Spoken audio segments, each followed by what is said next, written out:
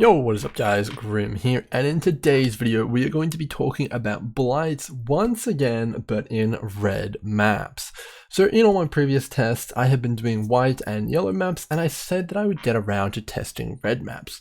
And that's exactly what I have done. Now that I've completed all my gear, and I've got through most of what I like to do in a league, it is time to test out the red maps and see if they are in fact any better and worthwhile for your time.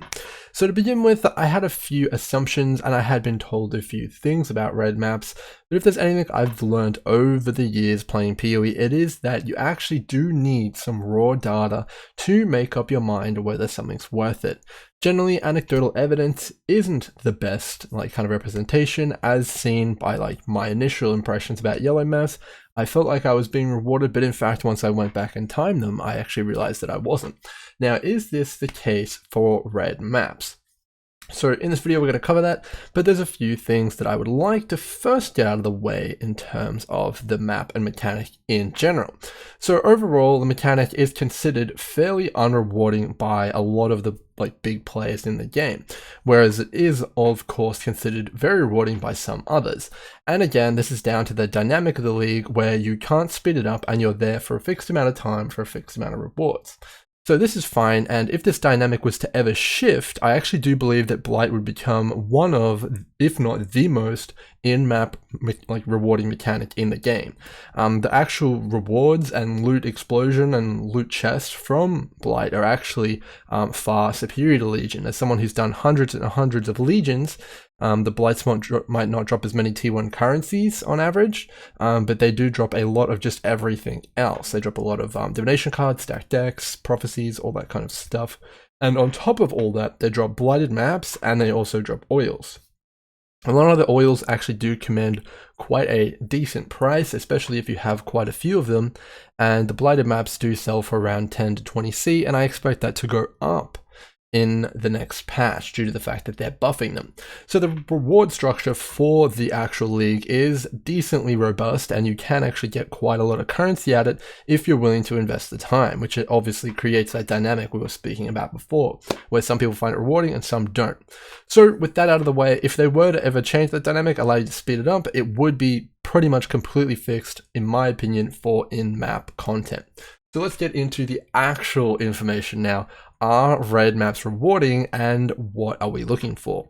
So the main things that I wanted to look for when I was testing red maps was not actually necessarily the loot drops like fusing orbs and stuff like that, but I was looking at the average oils per encounter or per oil chest, and I was also looking at the average amount of tendrils that you would get, specifically focusing on the minimum side of things, because a lot of the time when you're running maps, you'll get a really good blight and it'll feel very rewarding, it'll feel amazing, maybe like a 7 noda or like a 6 or 8 noda or something like that, and you'll be like, damn, this is hectic, this is fun, this is engaging, I feel like I'm getting rewarded. You have a ton of chests to pop at the end, and that's really good. So instead of focusing on that maximum, I wanted to figure out the breakpoints in which you would hit like a minimum of 4 tendrils, a minimum of 5 tendrils, etc. And I actually have identified quite a few of those breakpoints. So to begin with, I tested 11 and 13 in terms of the red map tiers, and I've done a lot of these maps, about 100 of each. And then I also did dabble around in T12s just to test out the minimum kind of floor of the reward chests and see kind of what I was looking at in T12s. So I have all this data recorded, and I will actually swap on over to that now, and we'll take a quick look. So let's pull it up here. It's nice and simple, but it is definitely very, very important to take a look at. So in terms of T6s, what were we looking at? We were looking at about an average of 4.8 chests on average. Now this is actually decent, but where what I don't have data on here is actually how many oils on average dropped, because I wasn't tracking that. But just in the back of my mind, I can say it was about on average anywhere between 2 to 5 oils per oil chest for the T6s. Which is definitely not bad, and it's definitely not good. And I do recall getting opalescent oils, as well as violet, crimson, basically all the way up to opalescent. T6s could drop any of those, and it was good. So an average of 4.8, it can drop most of the oils, and it was about like anywhere between like 3 to 4 average oils. And over those 100 maps in the arcades that I did, those T6s, I got 7 blighted maps. So that's pretty interesting, and I decided to swap on over to T11s and did 100 T11s. As you can see here, I have recorded. I recorded exactly how many tendrils I got, how many doubles, how many triples, and how many bosses I got. And in the end, what I actually found was that I have an average of 5.01 chests per T11 Cassia that I've run. Now that's actually not too different from the T6s that I've run. In terms of the average oils, I do feel like it was higher than T6s. I did feel like I was getting more. In addition to that, I did also feel like I was getting a higher caliber of oils, getting quite a few black, violet, and crimson more often, especially the Azure. I felt like I was getting a ton more Azure oils in T11s than I was in T6s. So I feel like that they definitely cranked up the oil quality, but maybe not as much on the quantity, and especially not on the total chests for T11 maps. And I again got 7 blighted maps out of 100 T11s, which is pretty consistent with my results so far. That's definitely pretty interesting as well. So T11s, I was a bit underwhelmed. Even in T11s, I would not be running the mechanic because it just definitely still just feels unrewarding. Without the ability to speed it up, which obviously would fix that problem, I wouldn't be running them there either. So I went on to door number 2, which was tier 12s, and I started to look for some patterns. So in tier 11s, I actually noticed that I was getting a lot of 4 node kind of rewards, and that was actually bringing my average kind of total reward chests down quite significantly. You can see a few 3s in here, but those 3s were actually coupled with 3 double nodes a lot of the time, so they were actually considered like a 6-noder, which is pretty fine in my opinion. So the ones that I was actually a little bit disappointed with were the just straight up 4 nodes, and I wanted to find the point in which it was no longer going to be a minimum of 4 but a minimum of 5, because that would jack up the total average chests per encounter quite considerably. So what I was looking for is at what tier that would happen. So I went into tier 12, and then I still was noticing that I was getting 4 chests quite a few times, quite a lot of times actually, if you can see in this data here, so much so that the average tendrils is actually below tier 11s. So in my opinion, tier 12s is very similar to tier 11s and probably not worth doing either, which is pretty interesting. And the average oils is definitely pretty similar to tier 11s as well as tier 6s. So T12's still a bit of an issue there, but in around 25 maps, you can see here that I did get 2 blighted maps, and that's pretty interesting and pretty consistent with my data so far as well. It's about 2 per 25 maps you do, at least in my experience. So moving on, the Holy Grail was T13. This is when I started to notice a very significant difference in the actual blight mechanic and rewards and all that kind of stuff. So I was getting into the maps and I was doing them, and I noticed I didn't get a single 4 tendril encounter, not even one. I always got at least 5 chests in T13 plus, which is very interesting because according to a lot of sources online, T13 is also when golden and silver oils start to drop and become more consistent drops. So very, very interesting indeed. So if you want to go for maximum oilage, T13 might be a very, very good choice. And as you can see with my data here, you're going to bump up your average reward chest significantly, which we can see in general here from 5 or 4.8 to around 6, which is pretty incredible and definitely does take that reward factor up quite a lot, because on average another chest means another chance at oil, it means another chance at currency, another chance at pretty much anything, which definitely does make it more worth your time.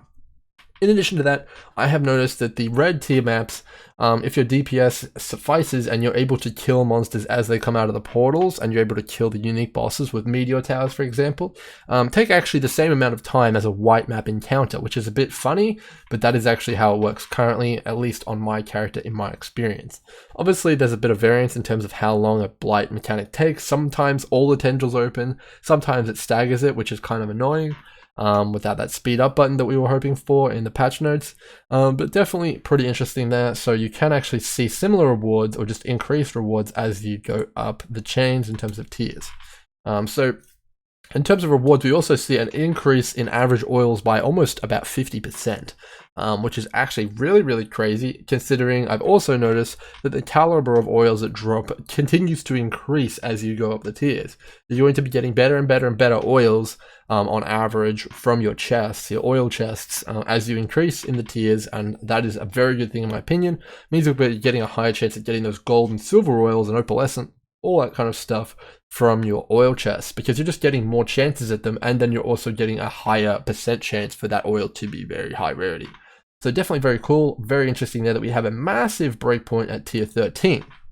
And the reason I was interested in this so much is because a really big pain point, in my opinion, in PoE right now is maintaining maps. Doing tier 16s is kind of monotonous. You have to buy a ton of mapping materials, whether that's sacrificial fragments, doing master missions, doing prophecies like tempests and all that stuff. It's just annoying. You have to buy sextants, chisels, alks, vials, all this stuff. So I was looking for something with a little bit less maintenance, and I think tier 13 is definitely easier to sustain than tier 16. And it looks like the rewards may at least be a little bit similar.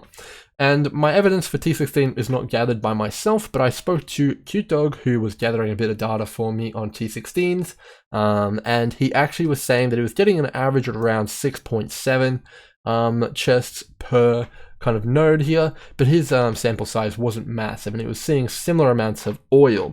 So it looks like the trend does continue as you go up the tiers. You're going to be getting more chests on average, but the question that you guys need to ask yourself is that worth it? Is one extra chest worth all the stress and hassle of doing tier 16s? If you're chasing the absolute maximum rewards from your blights, it might be. It might very well be indeed.